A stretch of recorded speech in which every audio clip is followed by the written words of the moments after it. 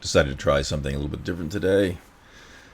I was not all that busy this morning. First time in about a week, so I decided to come on here. Had a few things to talk about today, and I thought I'd show you, those of you who are on YouTube, show you the Facebook group page, Divided We Stand. It's a political page, it's partisan, it's liberal, and it's basically a page where those of you who can't really safely promote your political leanings on your personal pages, it's a place for you to go because you don't hold back on this page. And for me, it's a way to vent. Okay, even more so than on Head in the Box because it is again a political page. So I am broadcasting today, just briefly, on Facebook, YouTube, and Periscope. That's pretty much it today. So let's get to it. I wanted to show you a few things that I saw online today that upset me, and I'm sure it won't make you feel much any better. So, I'd say maybe about 2 years ago, maybe 3 years ago, I posted a video on Head in the Box channel about tariffs and Mexico. Trump said he was going to put tariffs on Mexico if they didn't pay for the wall, things like that. And I mentioned that tariffs are a strange thing because when you say you're going to put a tariff on a country, it has this idea that somehow they are going to pay for something. Literally say, okay, well, if Toyota is exporting to the United States, that somehow when you put a tariff on that car, that Japan actually has to pay that tariff. Well, it's not true. It's the American public that has to pay it. Now, there is an effect on that country. It may, because of supply and demand, if the price is too high, obviously you might get some people who won't buy the product. But the problem with the tariff is, of course, that we have to pay. Now, let's take a quick peek at this article here. You'll have to bear with me because I am doing everything alone here, but tough. So he said this on Thursday, and he says, I guess this is pretty much a result of hitting them back for the coronavirus. Okay? There's a quote here. It says, there is a discussion as to how hard to hit China and how to calibrate it properly. One of the sources said, as Washington walks a tightrope in its ties with Beijing while it imports personal protection equipment from there and is wary of harming a sensitive trade deal. So think about it. I mean, we are importing PPE from China, right? We're importing protective equipment. And this genius, this stable genius, says he wants to put a tariff on the imports. So that means, of course, that those masks are going to increase in price. But who's going to pay for it? Well, we are, the states. And in general, I've always thought that the reason why Trump wanted to put tariffs on Mexico and now that he's decided to put tariffs on China, or at least he is thinking about doing it, the reason he's doing this is because he wants people to spend money. He needs money. And if you've seen some of the articles on the internet news, we've seen that people are hoarding cash in the United States. Okay, they're getting their stim checks, but are they actually buying it? And if they are buying things, you would think they're going to use it for food. However, again, people seem not to be spending. They seem to be saving, and that's a bad thing for Trump because now the economy goes even deeper into the hole, and he's going to do everything possible to get people to spend this money, to get out there. And you've probably seen he's had his army of 100 in Michigan, toting their machine guns or whatever the hell they were at the state capitol building. It's ridiculous. I mean, it's absolutely ridiculous. Because if you look at the numbers, most people agree that we have to have physical distancing. I mean, people are dying in the meat processing plants, Indiana, Iowa, South Dakota. And he's trying to force them to go back with the explicit help of the governors of those states.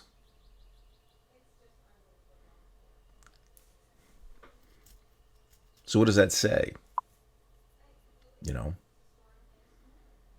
He basically doesn't care about your life. He simply doesn't care whether you die or not. I think it was 2 or 3 days ago at the Tyson plant.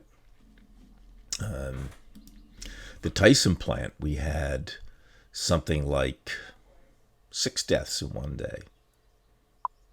Okay? 6 deaths in one day.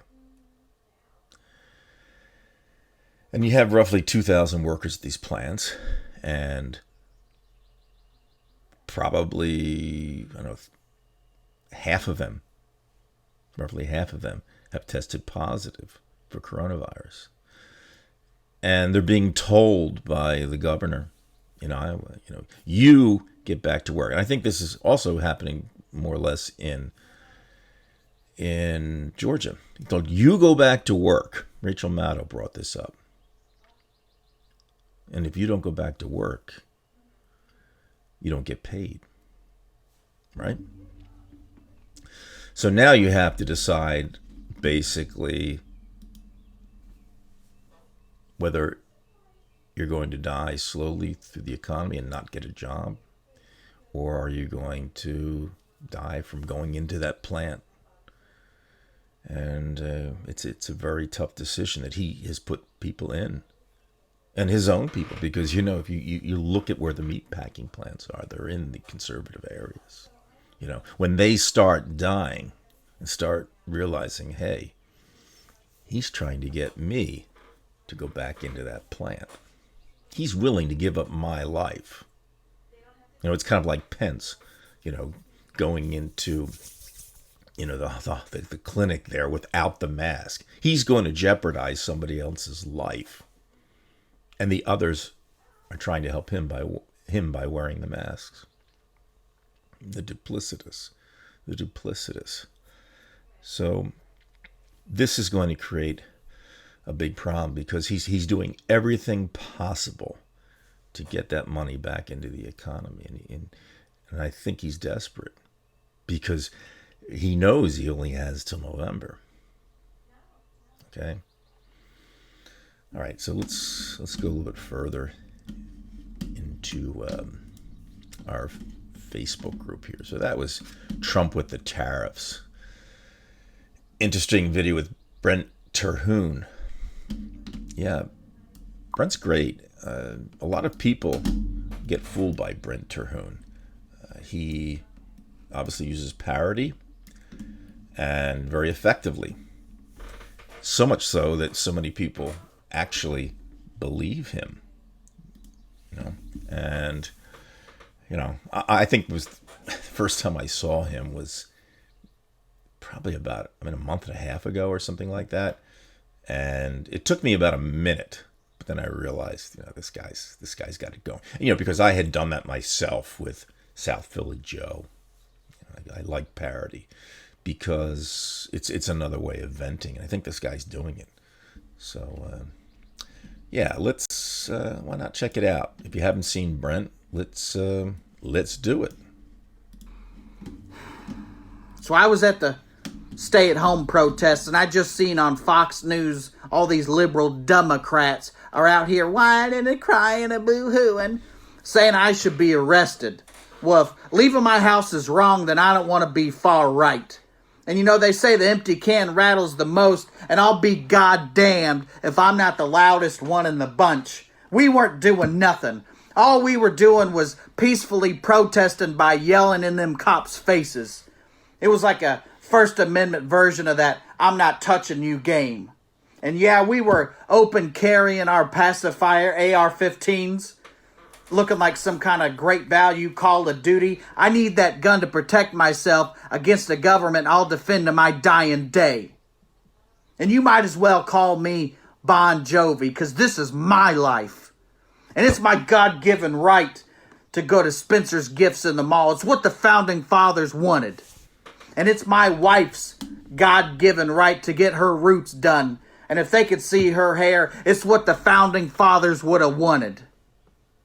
And the Constitution of these great United States that I haven't read guaranteed me a life of luxury. And if that's inconvenienced in the slightest way, I'll be the boy who cried tyranny.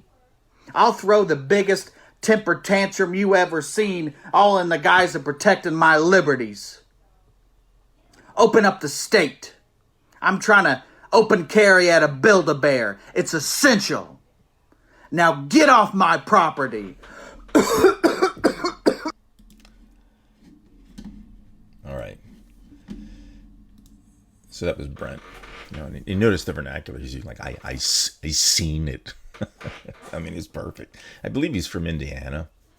Not that it matters, but it is a conservative Republican state. And if anybody's going to understand those people, it would be the liberals who live in that conservative state. I mean, you know them so well because they're all around you.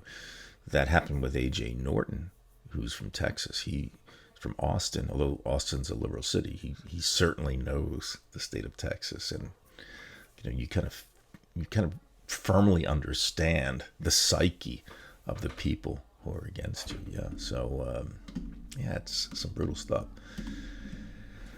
Also, I was thinking today, you know, you have these reports about Joe Biden and this woman who knows he denies it. This woman says it happened.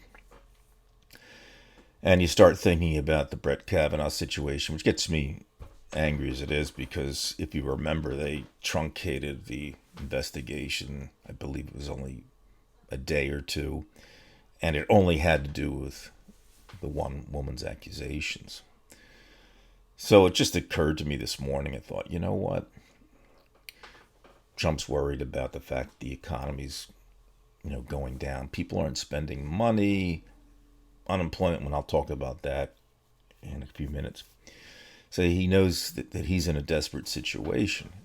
And where does he go when he's in a desperate situation? At least traditionally where he's gone is Bill Barr. And I don't know what will happen, but it looks like the Republicans will, in my opinion, I have no idea that it's going to happen. It's my opinion that the Republicans will have an investigation of Joe Biden. Now, Trump is on thin ice here because he himself has been accused by hordes of women, you know, with sexual assault and whatnot. So he's got to be careful what he says, right? But I personally don't care if they tried to have an investigation. I know that it would be political because, look, they would try to disrupt Biden's campaign, and it might.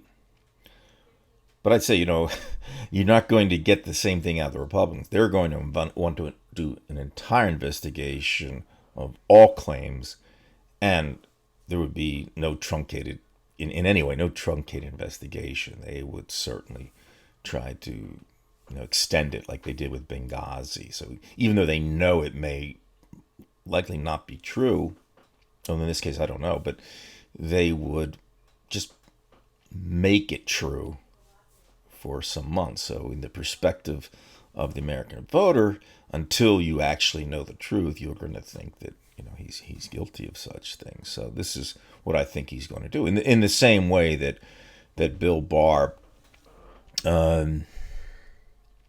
is going to try to force the states to go back to work. In other words, if they don't follow the guidelines, which essentially we're not going to have any guidelines they're going to, make the states take care of that. So I don't know whether Bill Barr is going to succeed in such a situation, but these days you just don't know. You have no idea what's going to happen with it. And I just expect that to happen. Now, Biden has denied the allegations, but I think that's not the issue. The issue is what will the Republicans try to do.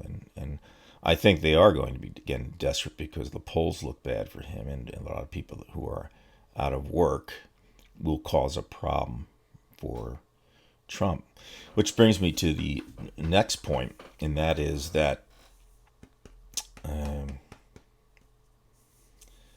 the unemployment rate, and those filing for unemployment. A lot of states are having, well, I shouldn't say states, but a lot of unemployed people are having a lot of problems getting into the sites, and they're not being counted. So they say right now there are probably a total of 30 million people unemployed right now. And there may be twice as much of that who just can't get through. So the numbers can't be trusted. I mean, and you could say that about any administration, that the numbers can't be trusted, but in this case, you certainly can't trust them at all, right? And in a way, it really doesn't matter if you have 30 million people who are out of work, or if you have 50 million or 60 million. The number's so large that it doesn't help Trump. It doesn't help him at all. And this is what worries me, because he is going to be desperate. He is smart enough to understand that. He thinks very simply, okay? Just like he said when the Mueller investigation came, he says, "I'm fucked." That's what he said. He felt that way, and he's going to feel that way now. And this, of course, is a worry for us, because what is he going to do next? Which is basically the question, we asked ourselves back probably in 2017, a year after his inauguration. We kept saying, what is this guy going to do next? He's capable of anything, right? So let's take a look at some more of our Facebook material here. Okay, so I just want to tell everybody that, again, Brent Terhune uses parody. It's not real, but he's just tremendous, and you should check it out. This was basically what I was talking about just now. I was referencing this essentially. This is from the New York Times. Stymied in seeking benefits, millions of unemployed go unaccounted. And if you look through here, let's see. We look at the jobless claims here. It says, with a flood of unemployment claims continue to overwhelm many state agencies, economists say the job losses may be far worse than government tallies indicate. Okay. On Thursday, 3.8 million people filed for unemployment, and that brings the 6-week total to 30 million, just as I had said. Okay. A study by the Economic Policy Institute found that roughly 50% more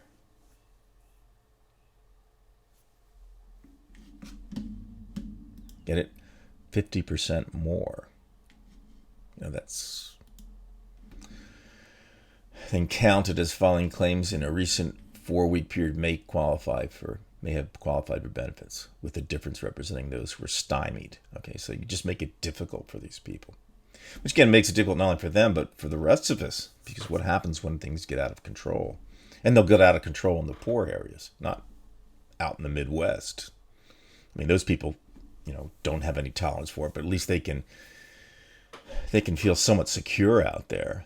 We're the ones at ground zero, so they may not even care about that. Okay. Alexander Bick of Arizona State University and Adam Blandon of Virginia Commonwealth U found that 42% of these working in February had lost their job or suffered a reduction in earnings. By April 18th, they found up to 8 million workers were unemployed, but not reflected in the weekly claims. So, that kind of thing goes on. with data that is either misrepresented or they're just not represented at all. It's just lying by omission. And I'm sure that the president, and I hate even calling him that, folks, I'm sure that the president has no problem with that. All right. There was an interesting read. Here is the article from Chris Hedges about how America's basically going to change forever and not for the better. It's a great read. I'm not so sure I always agree with, I know I don't always agree with Chris Hedges, but I think that that's an article worth reading. I mean, as David Price and I had said, there's going to be change that, you know, we're just never going to come back from. I mean, as he said, I think Dave said, we're going to look at history up until 2019, and then we're in a different phase. Now, is it that deep? I don't know. We're going to be tested on this. And then we have Jared Kushner. He calls the U.S. coronavirus response a success story as cases hit 1 million. A success story. Yeah, I don't know what success story he's talking about, because there's no success story to this. It's only a story of failure. I mean, and I think this is what Chris Hedges was basically saying, is that the fundamental, the earth beneath our country, our economy, was built on cards. And we're finding this out now. Everything's being revealed. You start peeling the onion and you say, oh, Christ, look what we have now. And you see it. I mean, Trump tries to make us feel like we're in control. You know, yeah, we have the masks. We have all the fucking masks we want. Oh, you need to get tested. Oh, you can get tested.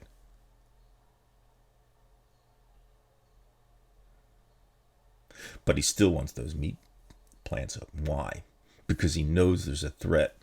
Now, I don't have a problem with getting rid of the meat. I mean, I don't think we should be eating meat at all. But forget about that. There are people that are working in those plants, and you know, they have to survive. But he knows this thing can cave in. And it really just goes to show you, I mean, do we have the bedrock under us? You know, is the Federal Reserve able to keep bailing us out before all of a sudden there aren't the goods? And I've said this before. You can put all the cash out there you want. I've said this to students of mine. You can put all the cash out there you want. I give every student of mine $1 million. Then they go to the convenience store. But one of them goes early. And he buys the store out. And what happens if everybody gets that money and that cash? Too many dollars chasing too few goods. And now you're going to put tariffs on China, make it more difficult for us. So he's like the guy playing kill the man with the ball. That used to be a game we used to play back in 5th grade and 4th grade. You know, you'd throw a ball to somebody and then everybody just runs after him and tackles them. And you got to pick up the ball if you want to play the game. You have to. There's a certain code. And then you get tackled. Now some people keep piling on. Okay, so it could be some skinny kid at the bottom and they keep piling on until the person under is going, I can't breathe.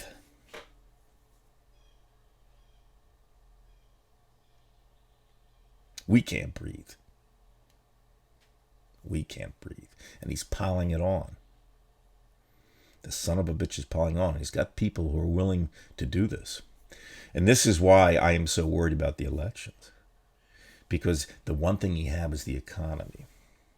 Because it was, at least, it seemed like he was doing well. You couldn't fool me. I mean, the average person was getting screwed. You know it. I know it. But at least it had some semblance of normalcy. But now he's got nothing. Nothing but the stock market for the rich bastards who want to just trade and take advantage of the situation. Fuck them. I couldn't care less about the stock market. I really don't. And I know I have a pension, but it's way at the bottom there. And I'd rather see the stock market fail and fall and fail. It would sound the same. But getting back to the real point, he's a rat who's cornered. And we all know what happens when the rat gets cornered. It bites. And we're the ones who are going to get bitten. All right, let's look at some more of this stuff here. No good news for you folks. I really have no good news. Climate. By the way, I would suggest anybody interested in any kind of good information they want to get on Facebook about climate, go to, I believe it's Jim McHenry's channel. He does weekly protests alone. Why not? You'll get a lot of information about that. That's the real one that's coming our way. And as much as I don't talk about climate change that much anymore, I know it's there. And it will come. It will actually come, and we know it's going to happen sooner or later. So, yeah. All right, let's check out some more of these articles. Again, this is the Divided We Stand page on Facebook. This was a nice one. I like this. Okay. It's funny because, a lot of these gun toters in Michigan have never even been to war, yet they're carrying the guns, They're going to, point a gun at a doctor at an abortion clinic, but they're not going to go fight. They're not over there fighting. I think of, even in my family, my uncle, my father, my grandmother, they all fought, and they're all liberals, and they paid the price. You know what I mean? But look at this bastard. But, look, it's just a simple media post here. But it means something. Do you know that 58,220 American dead from the Vietnam War will have in common with the 58,220 American dead expected midweek? Donald Trump refused to fight for either one of them. And you know what's really funny, too, is that there are some people in the military, not all of them, thankfully. There are some people in the military who just love Trump. And yet they look at this shit, and it's bone spurs. It was like Oliver North. He has to wear his uniform, and with Iran-Contra. I mean, just the dirty dealings, and he's going to put that uniform on. What kind of soldiers are you? You're gonna look at that shit right there. Look at that.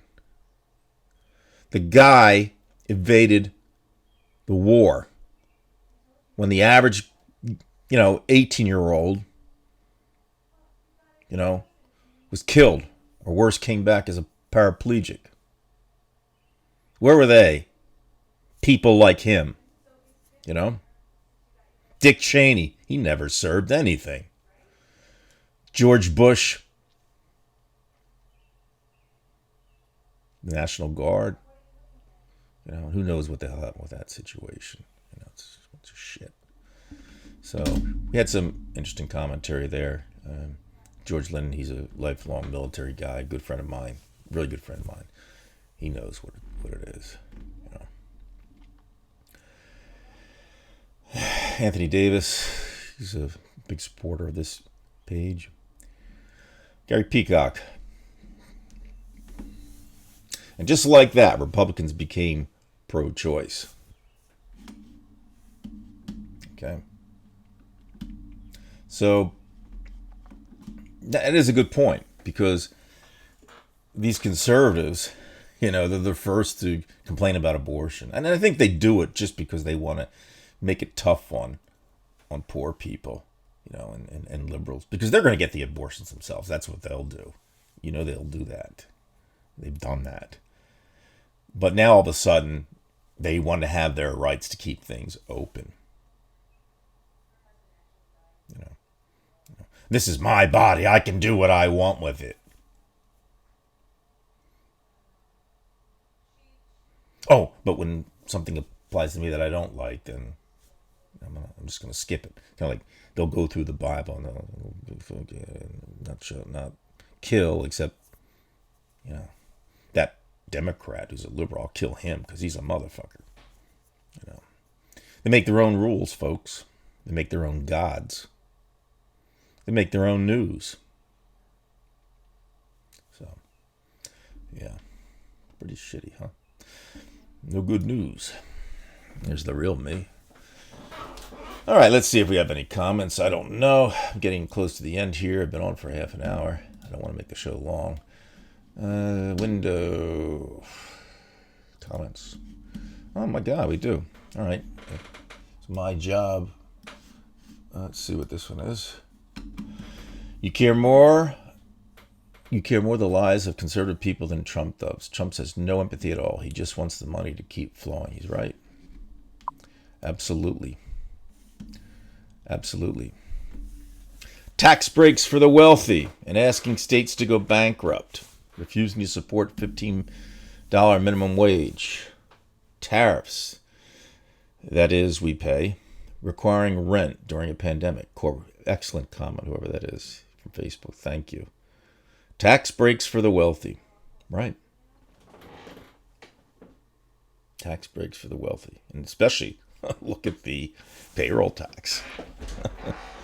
Nothing worse than that. Also equals a form of economic slavery. The working class does everything and is also punished for it. Another great comment. Right? It is a form of economic slavery. We do the work. We die in the meat packing plants so you can have your steak. And let the animals suffer, of course, too. They couldn't give a shit about that. Great comments. This is why I like this kind of channel for me, because as you know, I'm a political type guy. And, it's important. I had a problem here with my camera here. You have to wait for a second. Whoa. All right. Hey, this is all about live program. That's a little bit clearer, that picture. So I forgot to use one of my other programs. Yes. I've been using different cameras, ladies and gentlemen, because I actually have a much better camera than this. It's 4K, but it doesn't work on my old Mac. So I use my cheaper camera, which actually looks better. But to make it work properly at its top functional level, I have another program, and I always forget to use it because, believe it or not, I have around 6 or 7 different things on an interface as I do this. This is why it makes it so difficult to do this thing alone. But, I got into this, so I'll dig my own grave. CB, good to see you. CB Unglesby. Profit over all else. People don't matter. Right. Jackpot. They don't care. You know what I mean? That's like the person who throws their fucking Burger King bag out the door, or the person has to smoke the cigarette in the car and they throw it out the window. Same thing with the Burger King bag. Perhaps I misspoke. But those kind of people, that's at the lower level, but at the higher level, they just don't care. They don't give a shit because they don't even see you. It's kind of like dropping bombs from 30,000 feet. You don't see the people. You don't know what the napalm's doing and just, burning people's skin off right there. I mean, if you're going to kill them, you should be forced to look at it. You go look at what you've been killing. But they don't want to do that because you're just an unknown. You're meaningless because you're just a number. I'll get mine, and that number out there, I'll never see them, so I never have to feel guilty. I mean, there are people whom I will never see who are watching this channel. Now, I can't have the same passion. I don't know you like face to face, But I have respect before I come on here, knowing that you're a human being, and we're essentially having a one-on-one conversation, even though there may be 15 or 20 of you or whatever. But I know I have to have as much respect, knowing that you matter, because I know that I matter to you. You got to be yourself, and you've got to understand that other people matter. Because if you don't give a shit about them,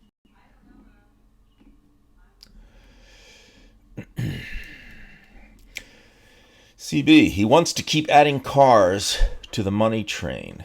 Yeah, I'd say that. That's true. He just doesn't give a shit. But he's got an army, CB. He's got an army behind him, of course. You know that. And I know that. And that's what I'm worried about. It's his army. And they are a minority.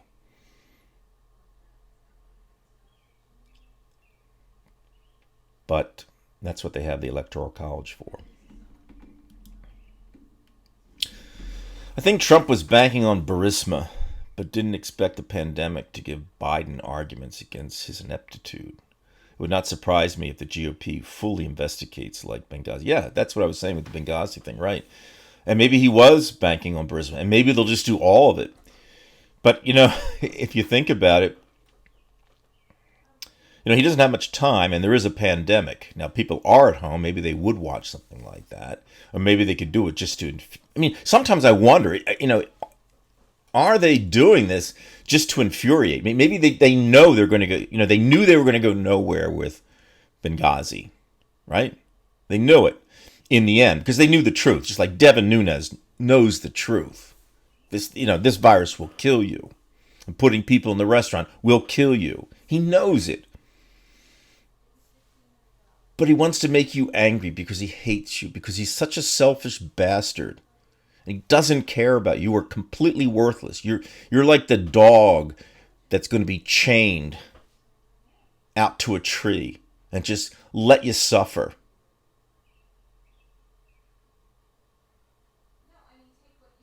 You're they're the type of person who will see the animal, the turtle, slowly going across the road. And because they've got to get to where they want to get to, they're going to run that fucking thing over. Even if it doesn't kill them completely, they're going to run it over. That's the fuckers that they are.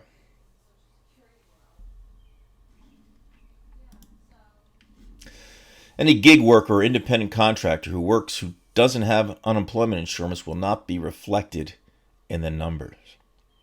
Oh, there you go. Gig workers, I used to be a gig worker because I used to, play gigs, weddings and things like that. I think people in the bars get tips. Yeah, they have it really tough. They don't give a fuck. Honey Badger doesn't give a fuck.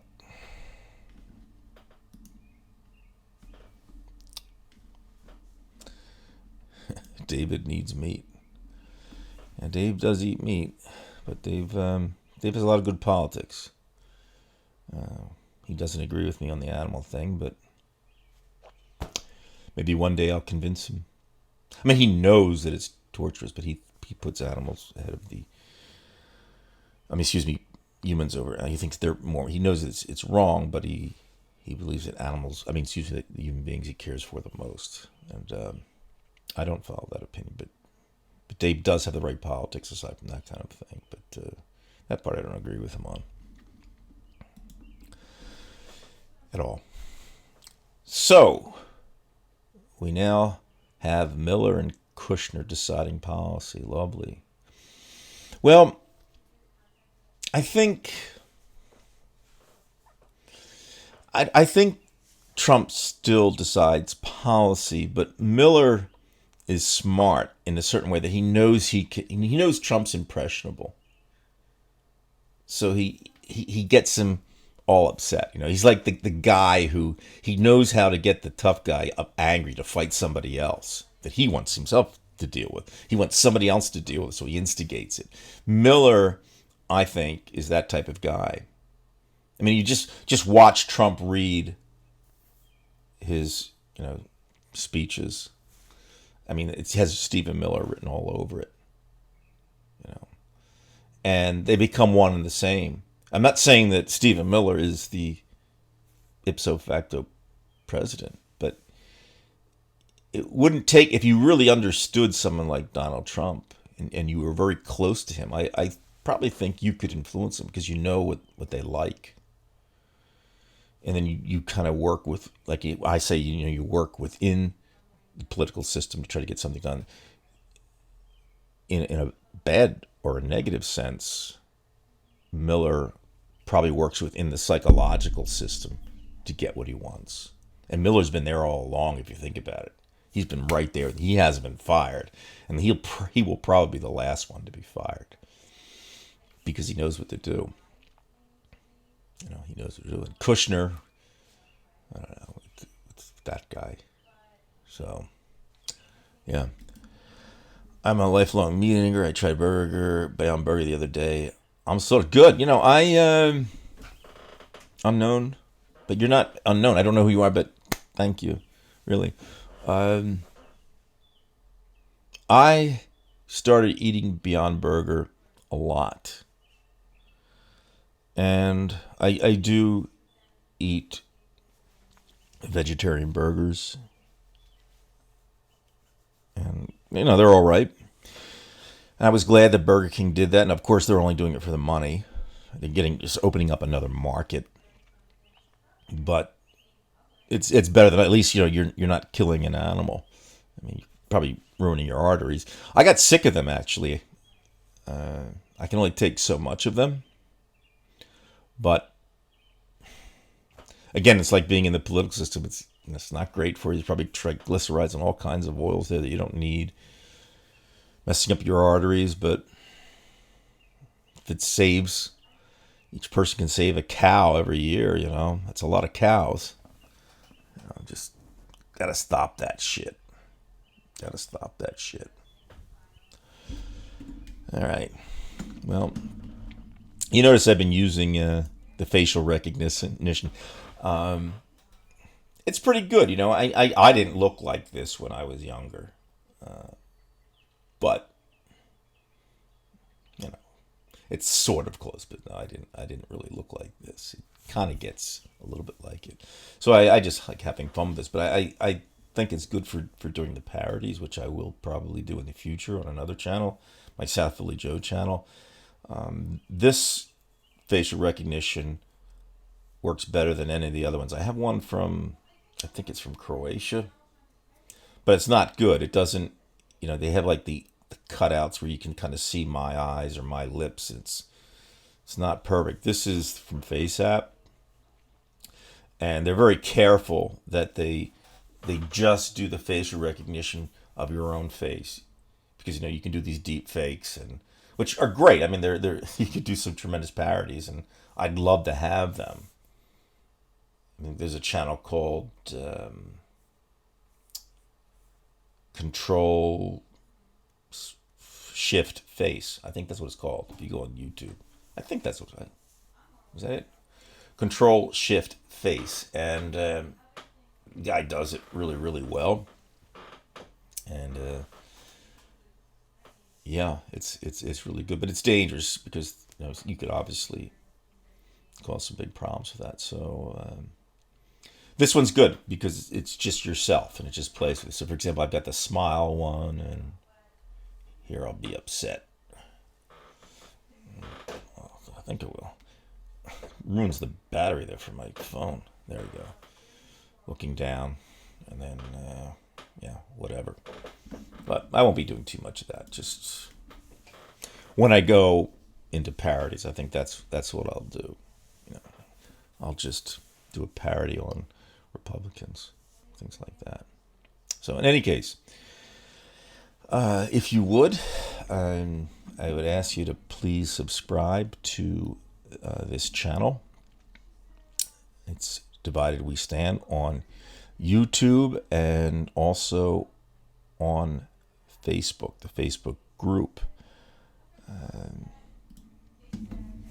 Right down there. I should have put that down the whole time. And I thank those of you who have watched.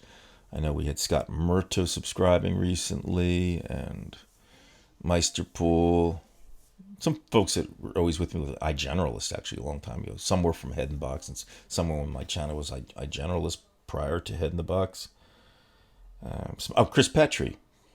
Chris, if you are watching this or you're watching the future, Chris Petrie's a great artist, does watercolor, and he has a tremendous channel. I mean, it's very popular. It's 1,000 times more popular than any of the channels that I've been associated with. But it's just a great channel. I mean, even if you don't, paint or anything like that, just watching it, how he creates these watercolor paintings, just gorgeous. So Chris is a subscriber to Head in the Box and to Divided We Stand, and I didn't realize until after the last show, but had I known, I would have said, Chris, thank you. So if you get to see Chris's stuff, it's just phenomenal. Chris Petrie's his name, and he's a great artist. So if you haven't subscribed to his channel, please. It's just it's relaxing to watch. You see how it starts from an empty canvas to this beautiful watercolor. Really good stuff, and it's nice because you want to keep your mind off some things so you get to the arts.